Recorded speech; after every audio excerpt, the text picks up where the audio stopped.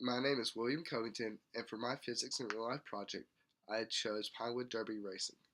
I chose this topic because I was on YouTube one day and saw where a former NASA scientist named Mark Rober uploaded a video on how to make the best pinewood derby car using the concept of physics.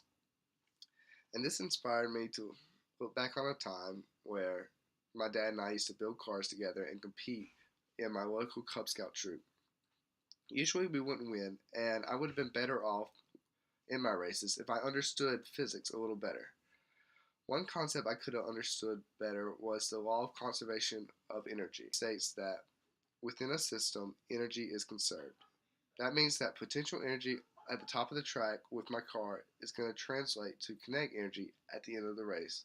So the better potential energy I have, the more kinetic energy I'll have at the end of the race, and the more likely I will be to win. Simple, right? Well, there's two types of kinetic energy that I needed to account for. One was your obvious linear kinetic energy, which is 1/2 mv squared.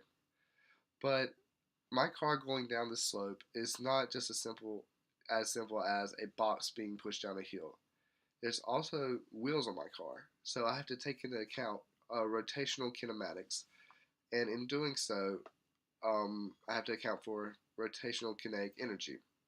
I do this by um, adding on 1/2 I, which stands for inertial motion, and omega, which stands for angular velocity.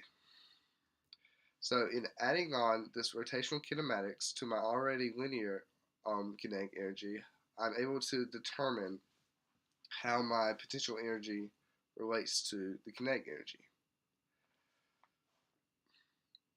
This project taught me a lot about rotational kinematics, and I'm looking forward to working on it more and maybe building a better car one day for maybe a son of mine. I don't know. We'll see.